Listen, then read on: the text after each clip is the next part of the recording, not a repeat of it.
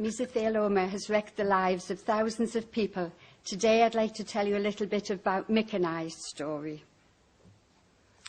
In June 2000, my husband Mick and I returned happy and suntanned from a holiday in Corfu. A few weeks later, Mick was beginning to feel unwell with a chest infection and was prescribed a course of antibiotics by his GP. He began to feel a tightness in his chest and found breathing difficult and was advised to attend the local hospital's casualty department. The doctor there looked at him and, though sympathetic, looked at this tanned, fit-looking man and informed him to continue with the course and be patient, as these things would take time. We were making our way out when the doctor suggested having an X-ray, just to make sure. We waited in the X-ray department, blissfully unaware of any problem. It was just a case of completing the course of antibiotics and Mick would be back to his normal self. We decided we'd continue our day out and head to the coast. A breath of fresh air, that's just what was needed. On returning to the casualty department, Mick was immediately asked if indeed he had 2 lungs. Up on the screen was his X-ray. The left lung was completely obliterated. Warning bells began to ring. The consultant on call then arrived to examine Mick, and it was decided to drain 3.5 litres of fluid from his lungs to ease his breathing.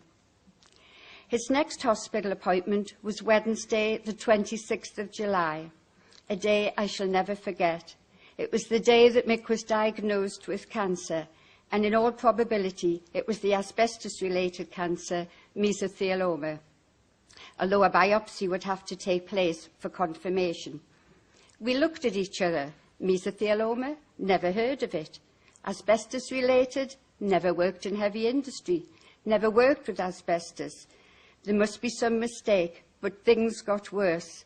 There was to be no treatment, no cure, and no hope.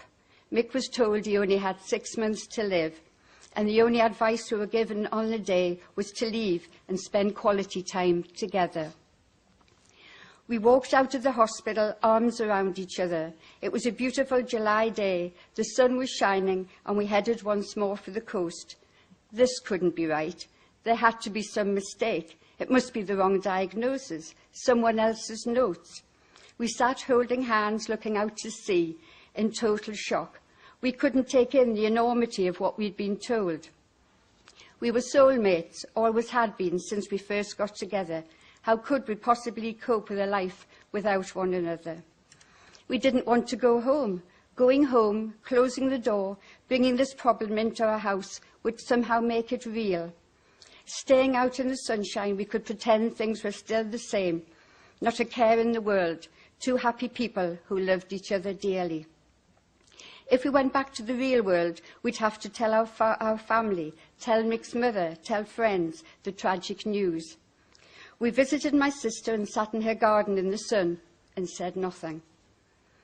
Of course, eventually we had to break the news to our family to be able to enable them to spend quality time with their son, father, brother, grandfather, friend. That weekend, we took our 3 grandsons away. This had been arranged for several weeks, and there was no way Mick was going to let the boys down. It was a bittersweet weekend. The boys themselves had no idea anything was wrong, but for me, seeing Grandad and the boys playing happily together broke my heart. Although Mick was getting increasingly tired and had to rely constantly on medication for pain relief, he wouldn't give up. Since his diagnosis, we spent every minute of every day together. I'd given up work immediately he was diagnosed. The time we had left was too precious to waste. Early September, Mick went into hospital for pleurodesis to seal his damaged lung and hopefully put an end to the fluid having to be drained. There would also be a biopsy to confirm the mesothelioma diagnosis. Soon after, we took advice and saw a solicitor. Mick had apparently been exposed to the asbestos throughout his naval career. He had joined the Royal Navy as a young lad and, as a gunner, was issued with anti-inflammable gauntlets and hood. The gun turret itself was lined with asbestos. Asbestos products were used throughout ships, and on a number of occasions he was involved in ships going in to be stripped of asbestos and refitted. Although the Navy freely admitted the exposure to asbestos had been during his time in the Navy, there was no way they'd be held to account. The Crown has immunity, and you can't sue the Crown. The way I see it, Mick and others like him have given their lives for their country.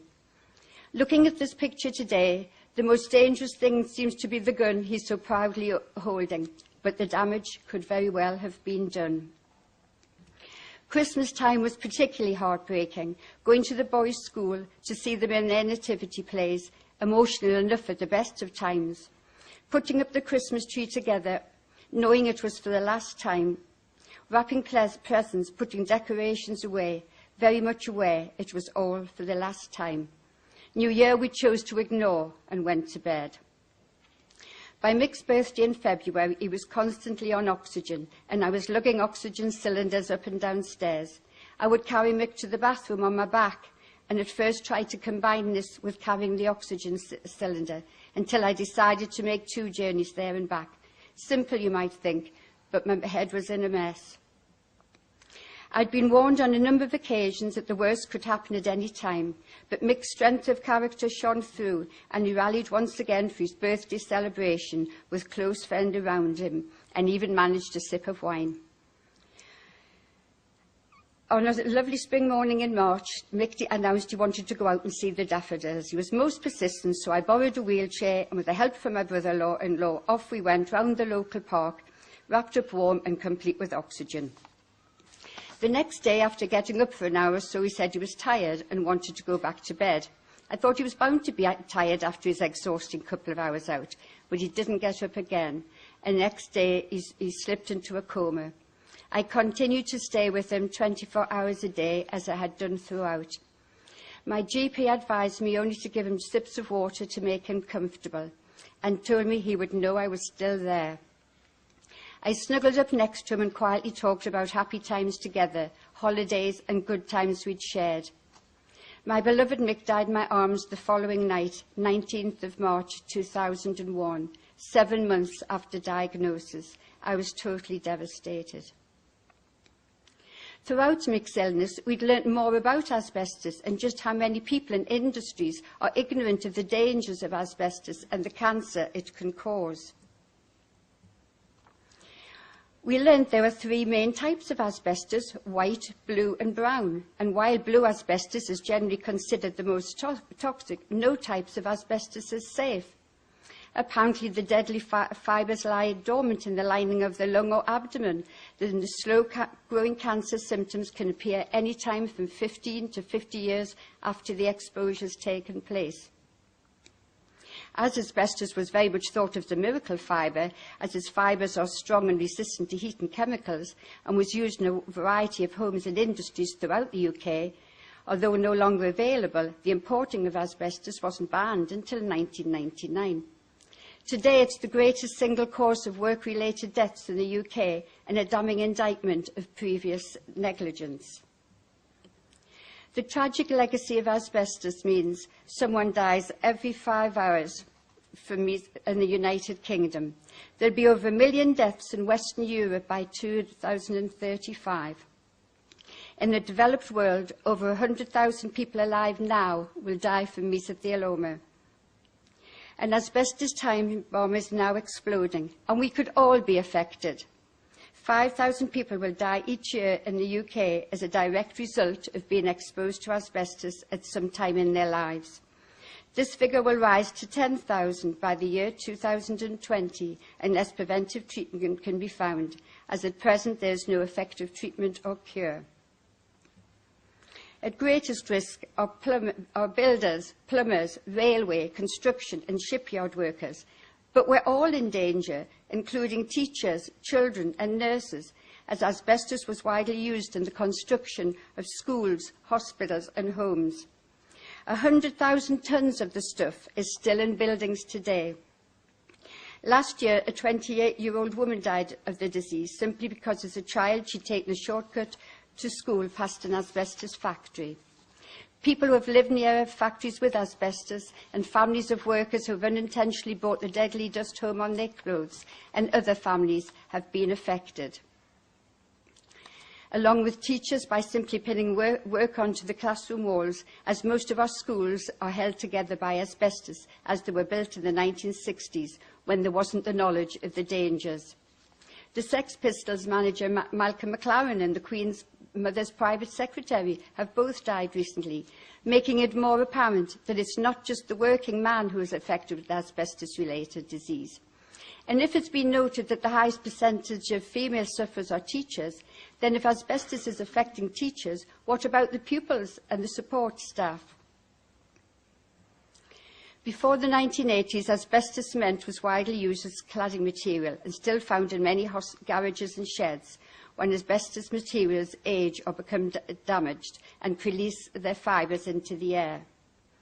These can be breathed deeply into the lung, where they stay for a long time, causing possible damage. The whole asbestos legacy just created such a very disturbing picture, and I was determined Mick wouldn't have died in vain.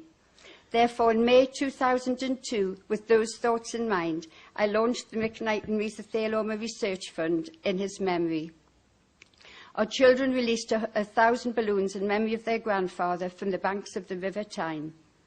The research fund is run entirely voluntary and independently, and every single penny we raise goes towards helping us to continue providing information, support and funding research.